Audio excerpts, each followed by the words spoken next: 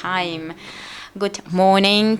I will tune my voice. My name is Vysoký and I work in Sweden. I've been working there in the last 5 years.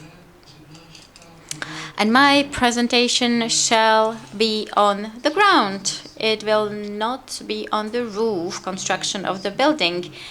And still it's under the umbrella of the natural solutions. Therefore, I am remaining at this level. My speech is about blue-green-gray systems, which is the way how we can integrate water, which means blue, green, vegetation, and gray, which means all reinforced areas in one system, in one common space.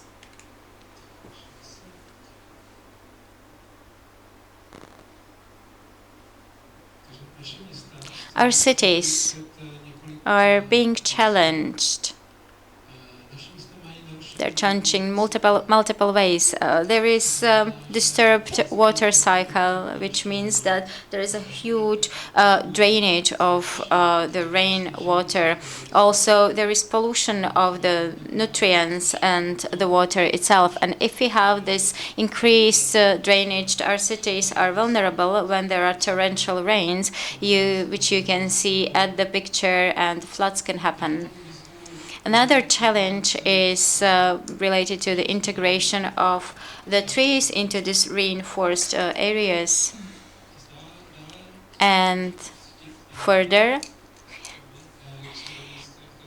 you can feel it. It's overheating of these reinforced areas, and you have this sweating discomfort, and you need to use air conditioner and other energy to balance this adverse effect. And another thing is that whenever we build anew, we are producing carbon footprint, which is a great topic in Sweden. How can we decrease within this construction industry that has a big impact on that global carbon footprint?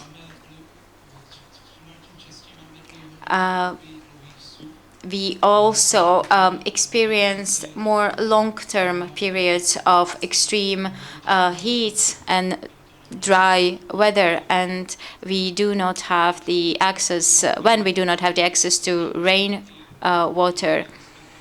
And that's the question about the vegetation. How can we adjust it in the way that it can bear this long-term or carry this long-term dry periods? Or if there are torrential rains and these long periods of dry, we should adjust this vegetation. And we are at the beginning of paradigm when this public space is no longer just a space for transportation, but also for some forms of recreation or relaxation. We are part of paradigm when we are looking at the public space, and we need to work with it in like multifunctional manner. In Sweden, we have had a look at these challenges from quite an extensive perspective, and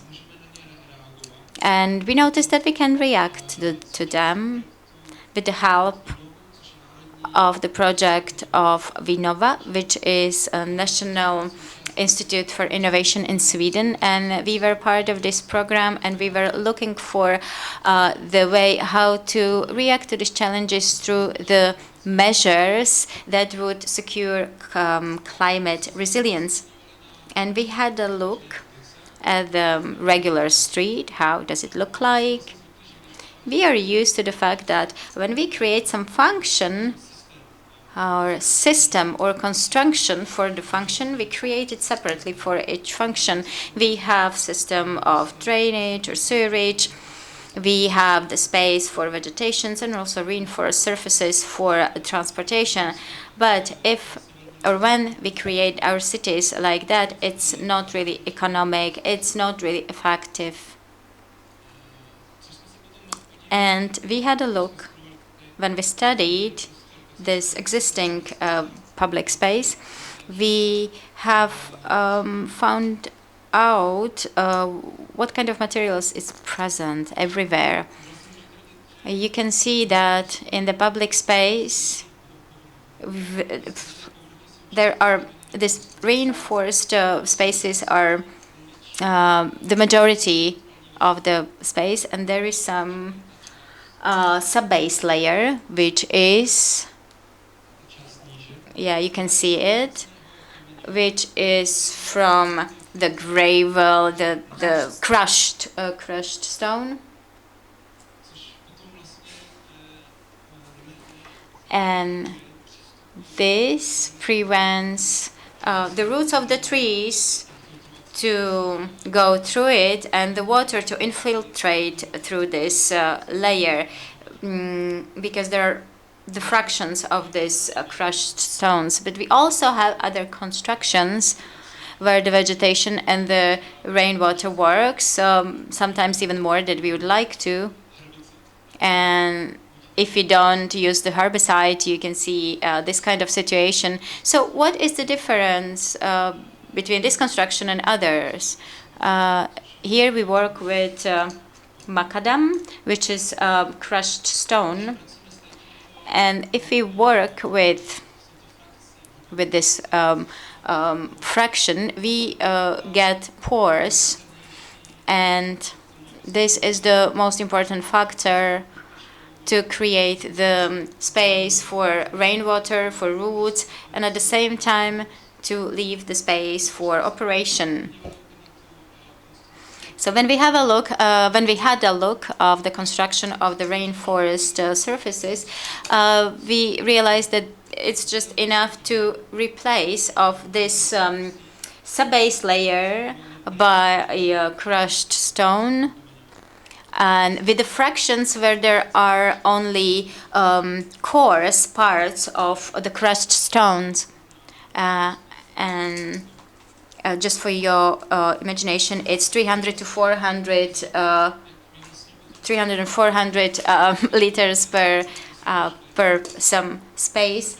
So the porosity is 30 to 40%. And this sub-base layer is filled in with crushed stone. I will be repeating it because this is really simple.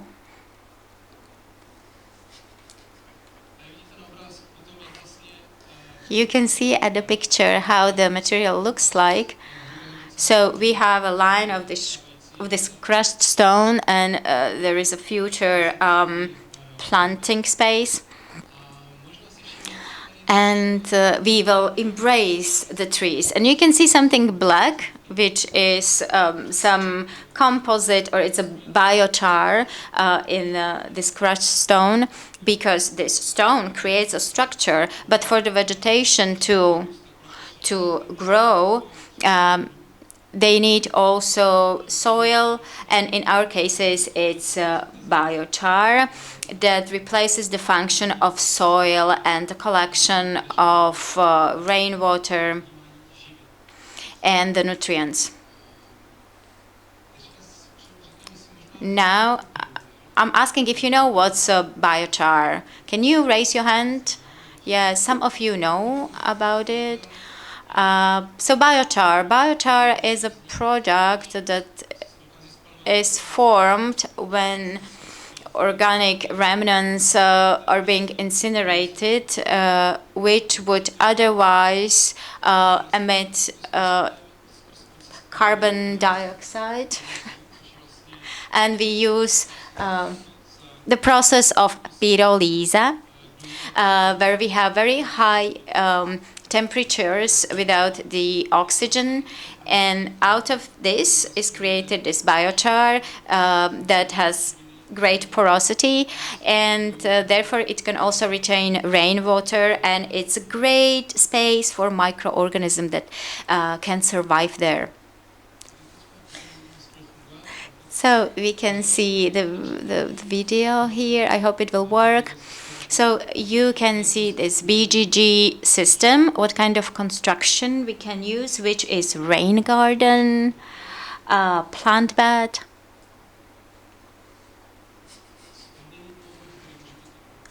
So this reinforced surface that can also be porous and tree trench. So this is various constructions that you already know and that we have been working with for long years and many years. And you can see here how great space has been created that can be routed through, and we can also then catch the water from the roofs, and we can fill in this open subbase layer with rainwater.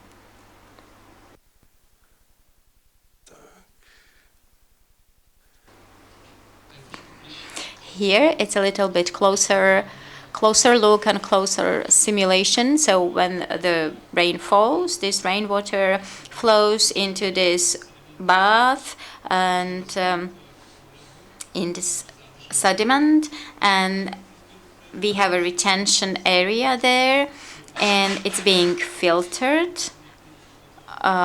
through this crushed stone, and this subbase layer is filled. But if there is more rainwater, it will overflow into this regulation or stormwater pit with flow regulator, and this rainwater can increase, can go up. And if the capacity of the system has been filled, we have security outflow that guides this rainwater into sewer system, sewage system. And after a couple of hours, the system has been emptied out, which is secured by the regulator or the pipeline with smaller diameter. And thanks to that, the rainwater can be better regulated, and we can use the great space that we have there. And at the same time, these stormwater pits function as the exchange of gases. And this is another factor for the vegetation to flourish, to be nourished, because the roots need the access to oxygen, and that's why these stormwater pits are there to secure that. This is open subbase layer. We have tested it, whether it can carry the transportation load. Here we have tested whole life cycle of such technology, and we have found out that we can, with such a subbase layer, we can, how to say it correctly for our context, so which is a transportation load number 5, which is the majority of Czech and Slovak streets. Here, it's a small example of what context we can work in. This is Malmö. This is a very central area of the city where many people have decided to apply the system. And this is the reason, since many people live here, many people can benefit from that. So here we have the street. And one of the first steps is the creation of to dig the hole for the system, and which is equipped with stormwater pit. And here you can see what a great space has been created for the water. And then we are putting the crushed stone there that is mixed with biochar. And then on this base, particular constructions are being put. So we have rain garden, we have reinforced surface, and then we are placing there a substrate, like especially in the places where we have the vegetation. And one example of such substrate is this. It's not based on clay, which we usually work when we work with soil. But since we need to assure this porosity, we need to. It's a problematic with clay, and that's the aggregate that can. Yeah, it can collapse in touch when it's like in touch with salt. So, and here is the result. Where is this planting after half a year, after half a year of maintenance? And here is a small example how the system works. So when it's active, so we have a rainwater from the roofs and surrounding reinforced surfaces, and it's being let into the rain garden, and the water can fill in this space, and locally it can purify.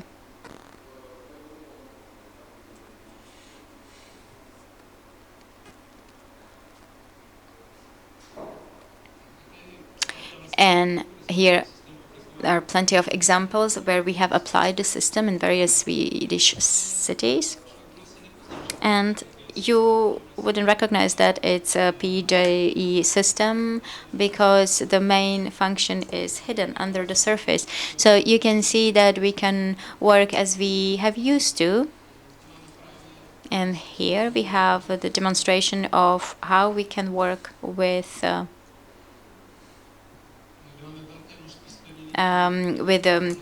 great area or big areas of reinforced surfaces, and under all of this surface we have a place that is rooted through, and we can avoid the extremes as happened in 2018 where Sweden experienced heat wave, and you can see that the trees are in stress, but they can manage the stress because they are rooted through. So sometimes the trees are destroying these reinforced surfaces, and because it's the roots are looking for the oxygen and water, and it happens exactly in this inclines of the tiling, and it happens because they didn't have the space for it. But once we create the space for them, we can achieve this great root system.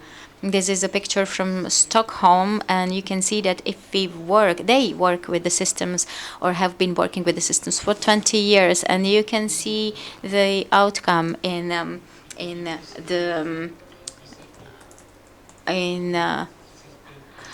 the tree itself. And this is the planting that happened in 2003. So these thoughts are spreading out of Sweden. In 2019, we did a similar speech in Prague, and since then, local architects and local administrators have started to work with the systems. And here is one example of such system in Prague, where we have trees in the reinforced surface, which is porous partially, and under all the line of the trees, we have a line of sub-base layer, open sub-base layer. So we are using local and natural materials that are close to the nature and specific to the nature, and we are applying it to specific problems of the cities.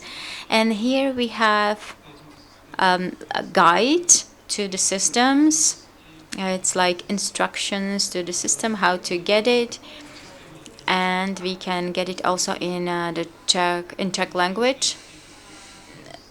If you are interested, here is this guide. You can go through it, and there also I also have some drawings if you wanted to have a look at how they function and work.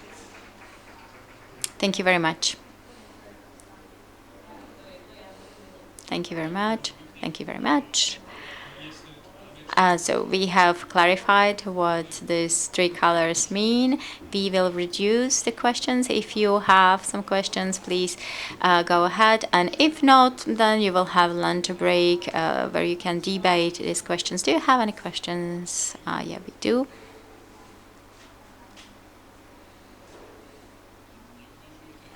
Don't you think or consider the more long-term accumulation with the water, because you were saying that anyway it will flow into the sewage system?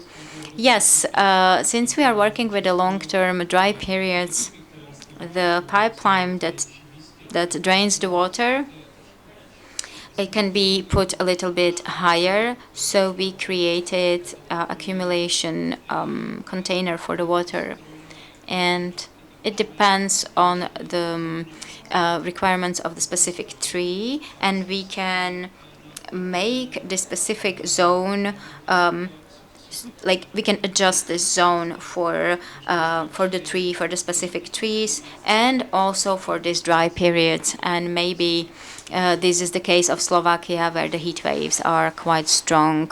Thank you very much, Martin. And since we want to network, I would like to recommend Martin to self-governments, because if I have been informed well, you cooperate with the city of Prague. So you cooperate with the cities. So the cities that would like to cooperate on this kind of idea, feel free to contact Martin and to chat with him. Thank you.